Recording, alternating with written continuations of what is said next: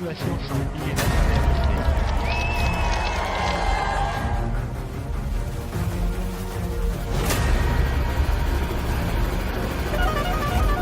Christopher Froome va peut-être abandonner sur le Tour de France. Il est tombé hier.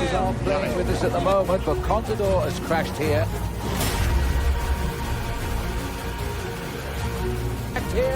And this could be the end of second place in the Tour de France.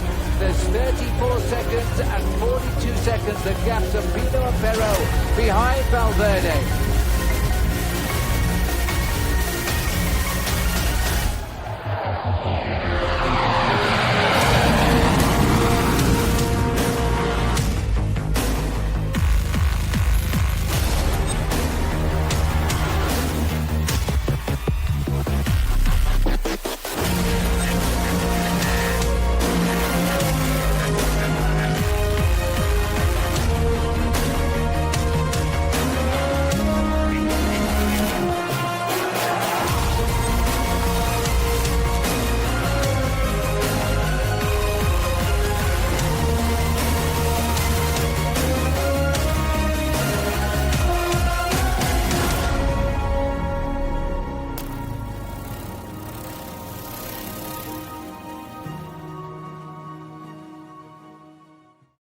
Que les équipes françaises sont piégées avec AG2R, avec Groupama, mais également avec Arkea. L'équipe de Barguil est quand même un petit peu piégée aussi.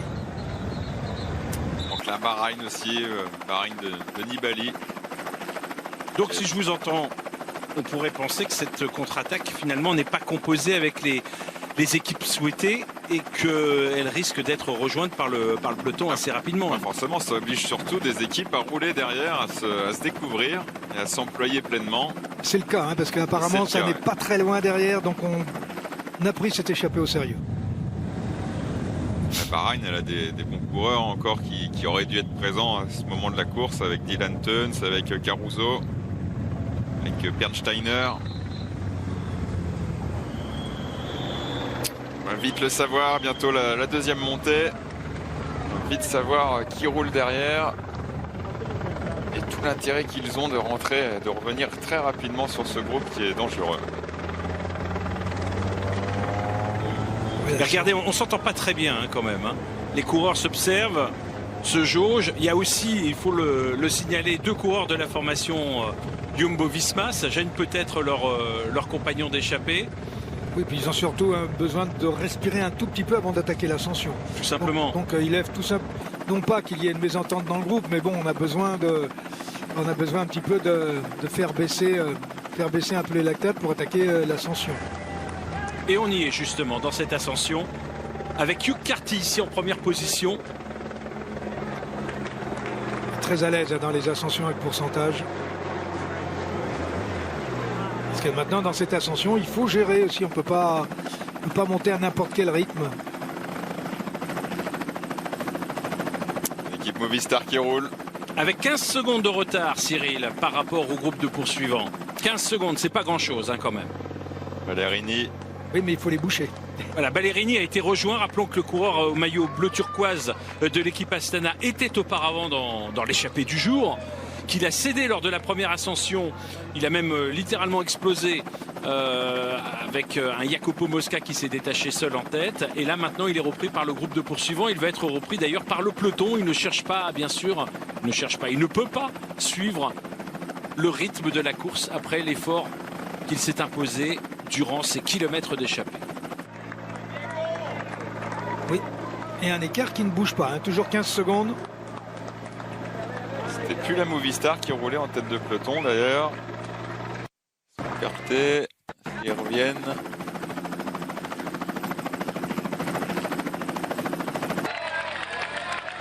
On retrouve l'homme de tête dans les pourcentages les plus forts de cette côte de San Luca, Jacopo Mosca. Mosca qui n'en est pas à sa première échappée au long cours hein, sur le Tour d'Émilie, puisqu'il y a 2 ans déjà, il était présent dans cette échappée, parti pratiquement dès le départ. L'année dernière, c'est Orsini hein, qui lui était déjà présent dans l'échappée matinale, Umberto Orsini, que l'on n'a pas vu, hein, qui n'a peut-être pas encore été repris par les coureurs intercalés. Ciccone qui est devant. C'est lui qui avait signé le meilleur temps au Tour d'Italie, au prologue, pour aller le meilleur temps de la montée, pour aller chercher le maillot. Le maillot de C'était un petit meilleur peu grimpeur. préservé sur le plat pour faire la montée à fond. Il avait réussi à porter ce maillot. Il l'a porté jusqu'au bout d'ailleurs. Enfin, il l'a perdu entre temps, mais Pas longtemps. il a été le chercher, il l'a remporté. Ah non, mais on a du beau monde hein, quand même devant. Dans ce groupe de poursuivants, je vous rappelle, Sepp Kuss, Georges Bennett, les deux coureurs actuellement en tête avec leur maillot jaune et noir. Diego Ulissi en 3e position. Diego Rosa en 4e position avec le maillot rouge de la formation Ineos. Zabou Gebre, l'Éthiopien donc de la formation Mitchelton Scott. Et puis présent également dans ce groupe de contre-attaque, l'Américain Hugh Carty. Voilà donc en ce qui concerne la composition de ce groupe. Luis Leon Sanchez qui roule en tête de peloton. Oui, pour Movistar l'équipe s'est écarté. Astana. Hein. Les Movistar se sont écartés. On a vu un coureur d'Arkea Samsic aussi. Je suis fâché avec les nationalités. Hugh Carty, Elie Gebert. il n'est pas américain, il est britannique tout simplement. Allez. Alors derrière le peloton, est-ce qu'on l'aperçoit? Oui, bien sûr. Il y a une douzaine de secondes, hein, toujours. Mais ça se rapproche un petit peu Ça sous la s'écrème de pression plus en d'Astana. plus. Oh oui, il n'y a plus grand monde dans ce peloton. Enfin, il n'y a plus grand monde. Et ça Laurent. attaque dans le peloton, attention. Voilà, pour revenir sur les coureurs intercalés. Au moment où certains insistent et d'autres se relèvent hein, d'ailleurs. Carty coince devant, Guermé aussi. Et c'est Valverde. Valverde qui attaque avec Nibali dans la roue. Et qui est le coureur de l'équipe Latour. AG2R la mondiale? La Pierre tour. Latour, qui a suivi Nibali. Je suis pas sûr que ce soit la tour. Hein. Non, c'est Hubert Dupont ça. Non, Non, non c'est bien la tour. Essaye encore.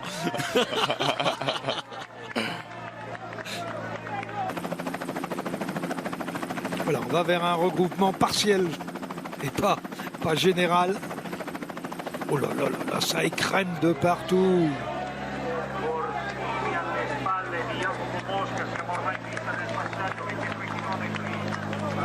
Alors on a vu Ulissi, Rosa et également Ciccone qui étaient restés hein, aux avant-postes alors que les autres qui composaient ce groupe de poursuivants se sont relevés.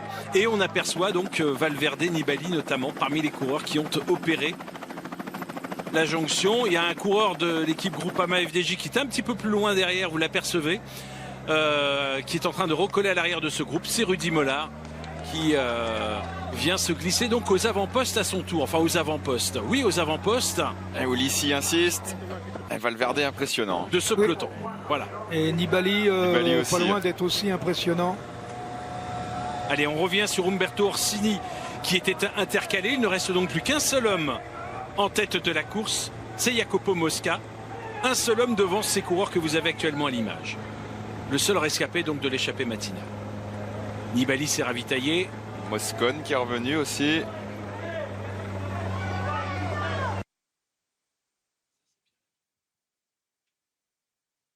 Allez, Jacopo Mosca qui est passé en tête sur la ligne d'arrivée.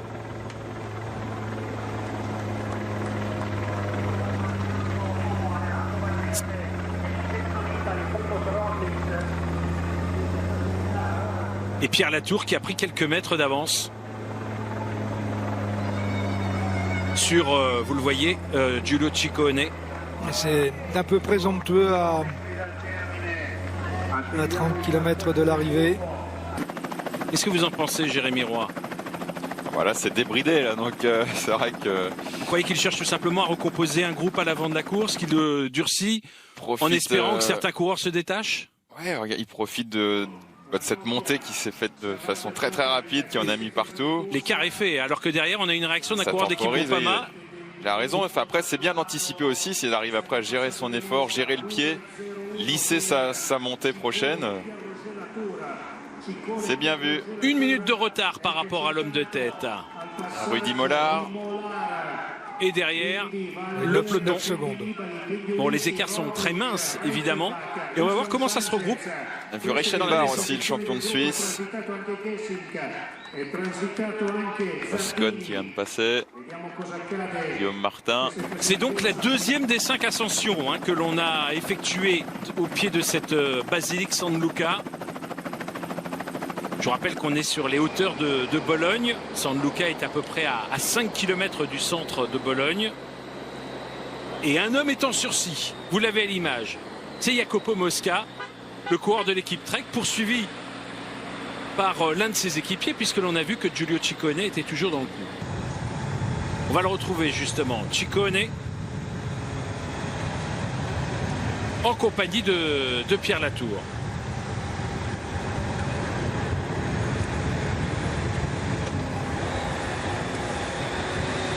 Et là, apparemment, un écart a été creusé par les deux poursuivants.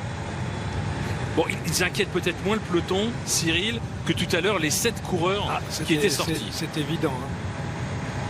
Pierre Latour qui a à cœur de faire une belle fin de saison. Il était un peu frustré sur le Tour d'Espagne. Il était au championnat du monde contre la montre individuelle.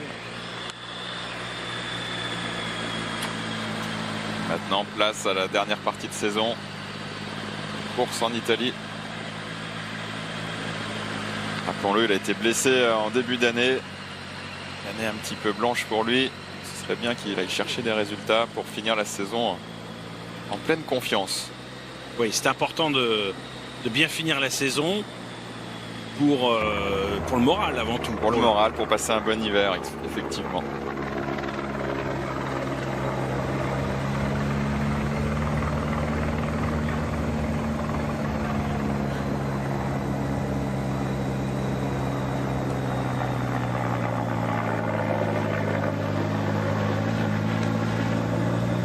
Je sais que les coureurs de la formation AG2R, la mondiale, ont eu l'habitude, en tout cas pris la bonne habitude dans un passé récent de s'illustrer.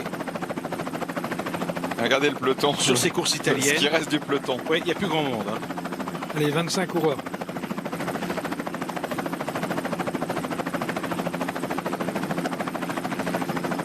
Cody Mollard s'est fait rattraper. Alors je vois pas de Godu. Est-ce que Barguil est présent? Guillaume Martin est Donc David Godu aurait disparu ce groupe apparemment. L'hélicoptère là je ne l'ai pas vu. Oui, je vous disais que sur ce Tour d'Émilie, la formation AG2R mondiale a pris l'habitude de jouer placé ces dernières années. On a bien sûr en mémoire il y a 3 ans la deuxième place de Romain Bardet, mais il y a eu également il y a 2 ans la 6e place d'Alexis Emiliano, la 15e place de François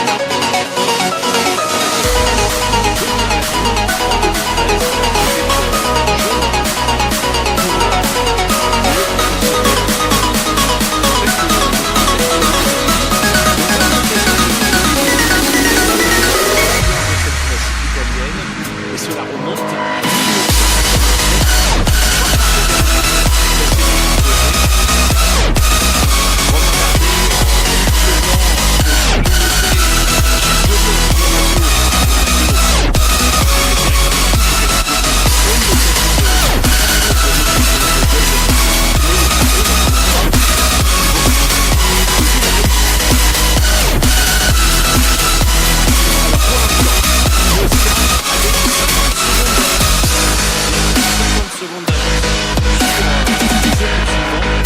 Et puisque l'on parle de Pierre Latour, le champion de Chine, une trentaine de secondes d'avance sur